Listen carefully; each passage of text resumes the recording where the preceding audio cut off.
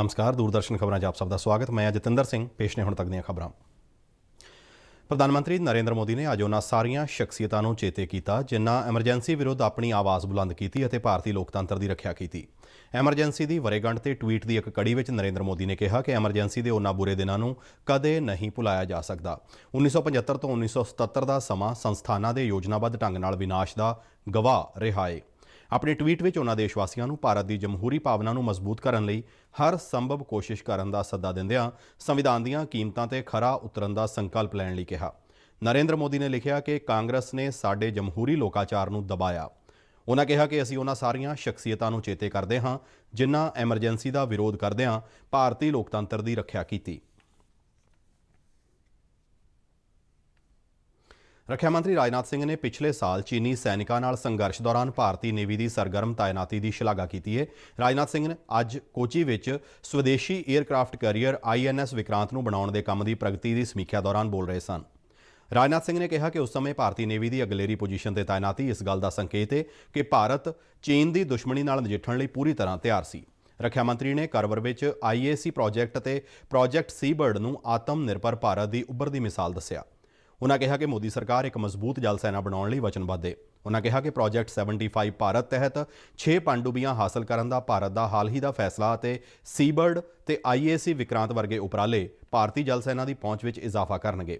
ਸਵਦੇਸ਼ੀ aircraft career IAC ਇਸ ਸਮੇਂ ਨਿਰਮਾਣ ਦੀ ਅਗਲੀ ਸਟੇਜ ਵਿੱਚ ਹੈ। ਰੱਖਿਆ ਮੰਤਰੀ ਨੇ ਕਿਹਾ ਕਿ ਅਗਲੇ ਸਾਲ IAC ਦਾ ਭਾਰਤੀ ਨੇਵੀ ਵਿੱਚ ਕਮਿਸ਼ਨ ਹੋਣਾ ਭਾਰਤ ਦੀ ਆਜ਼ਾਦੀ ਦੇ 75 ਵਰ੍ਹਿਆਂ ਨੂੰ ਇੱਕ ਢੁਕਵੀਂ ਸ਼ਰਧਾਂਜਲੀ ਹੋਵੇਗਾ।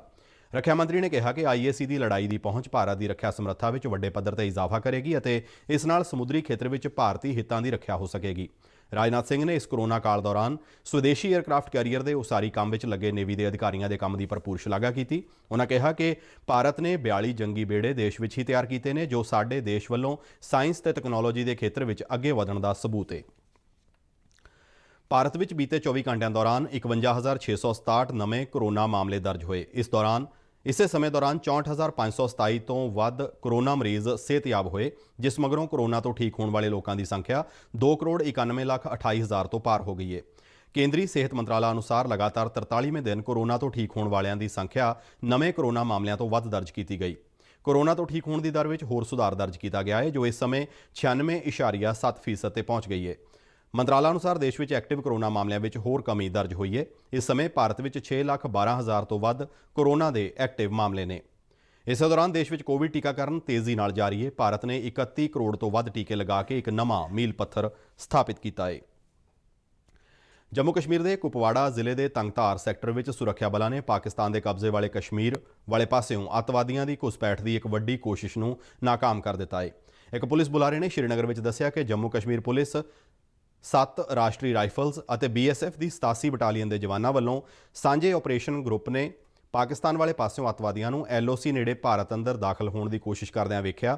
ਸੁਰੱਖਿਆ ਬਲਾਂ ਵੱਲੋਂ ਵੰਗਾਰੇ ਜਾਣ ਤੇ ਇਹ ਅੱਤਵਾਦੀ ਭਾਰਤ ਵਾਲੇ ਪਾਸੇ ਆਪਣੇ ਹਥਿਆਰ ਅਤੇ ਗੋਲੀ ਸਿੱਕਾ ਤੇ ਹੈਰੋਇਨ ਛੱਡ ਕੇ ਪਾਕਿਸਤਾਨ ਵਾਲੇ ਪਾਸੇ ਭੱਜ ਗਏ, ਜਿਸ ਮਗਰੋਂ ਸੁਰੱਖਿਆ ਬਲਾਂ ਨੇ ਉਸ ਥਾਂ ਤੋਂ ਇੱਕ AK-47, ਇੱਕ ਪਿਸਤੌਲ, 2 ਗ੍ਰਨੇਡ ਅਤੇ ਗੋਲੀ ਸਿੱਕਾ ਤੋਂ ਇਲਾਵਾ 6 ਪੈਕੇਟ ਹੈਰੋਇਨ ਬਰਾਮਦ ਕੀਤੀ, ਜਿਸ ਦੀ ਕੌਮਾਂਤਰੀ ਬਾਜ਼ਾਰ ਵਿੱਚ ਕੀਮਤ 30 ਕਰੋੜ ਰੁਪਏ ਦੱਸੀ ਜਾ ਰਹੀ ਹੈ। ਪੁਲਿਸ ਬੁਲਾਰੇ ਨੇ ਅੱਗੇ ਦੱਸਿਆ ਕਿ ਇਸ ਮਾਮਲੇ ਵਿੱਚ ਕਿਸੇ ਦੀ ਗ੍ਰਿਫਤਾਰੀ ਨਹੀਂ ਹੋਈ ਹੈ। ਇਸੇ ਦੌਰਾਨ ਜੰਮੂ ਕਸ਼ਮੀਰ ਦੇ ਸ਼ੋਪੀਆਂ ਜ਼ਿਲ੍ਹੇ ਵਿੱਚ ਸੁਰੱਖਿਆ ਬਲਾਂ ਨਾਲ ਹੋਏ ਇੱਕ ਮੁਕਾਬਲੇ ਵਿੱਚ ਇੱਕ ਅੱਤਵਾਦੀ ਮਾਰਿਆ ਗਿਆ।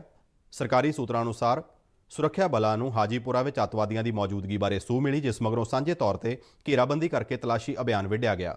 ਸੁਰੱਖਿਆ ਬਲ ਜਦ ਇੱਕ ਖਾਸ ਥਾਂ ਵੱਲ ਅੱਗੇ ਵਧ ਰਹੇ ਸਨ ਤਾਂ ਉੱਥੇ ਲੁਕੇ ਅੱਤਵਾਦੀਆਂ ਨੇ ਆਟੋਮੈਟਿਕ ਹਥਿਆਰਾਂ ਨਾਲ ਉਹਨਾਂ ਤੇ ਫਾਇਰਿੰਗ ਸ਼ੁਰੂ ਕਰ ਦਿੱਤੀ।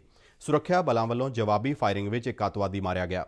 ਇਸ ਘਟਨਾ ਤੋਂ ਬਾਅਦ ਨੇੜਲੇ ਕੈਂਪਾਂ ਤੋਂ ਵਾਧੂ ਫੋਰਸ ਭੇਜੀ ਗਈ ਅਤੇ ਇਲਾਕੇ ਨੂੰ ਸੀਲ ਕਰ ਦਿੱਤਾ ਗਿਆ ਤਾਂ ਜੋ ਮਿਲੀਟੈਂਟ ਇੱਥੋਂ ਬਚ ਕੇ ਨਾ ਨਿਕਲ ਸਕਣ। ਇਲਾਕੇ ਵਿੱਚ ਕਾਨੂੰਨ ਅਤੇ ਪ੍ਰਬੰਧ ਦੀ ਸਥਿਤੀ ਬਹਾਲ ਰੱਖਣ ਲਈ ਵਾਧੂ ਸੁਰੱਖਿਆ ਬਲਾਂ ਦੀ ਤਾਇਨਾਤੀ ਵੀ ਕਰ ਦਿੱਤੀ ਗਈ ਹੈ। ਆਖਰੀ ਖਬਰਾਂ ਆਉਣ ਤੱਕ ਆਪਰੇਸ਼ਨ ਅਜੇ ਜਾਰੀ ਸੀ। ਖਬਰਾਂ ਦੇ ਬੁਲੇਟਿਨ ਸਾਡੇ ਦਰਸ਼ਕ YouTube channel RNU DDK Jalandhar ਤੇ ਵੀ ਵੇਖ ਸਕਦੇ ਨੇ ਅਤੇ ਬੁਲੇਟਿਨ RNU ਜਲੰਧਰ ਦੇ ਟਵਿੱਟਰ ਹੈਂਡਲ ਅਤੇ Facebook ਪੇਜ ਤੇ ਵੀ ਉਪਲਬਧ ਨੇ। ਇਸ ਦੇ ਨਾਲ ਹੀ ਸਾਡਾ ਖਬਰਾਂ ਦਾ ਬੁਲੇਟਿਨ ਸਮਾਪਤ ਹੁੰਦਾ ਹੈ। ਇਜਾਜ਼ਤ ਦਿਓ। ਨਮਸਕਾਰ।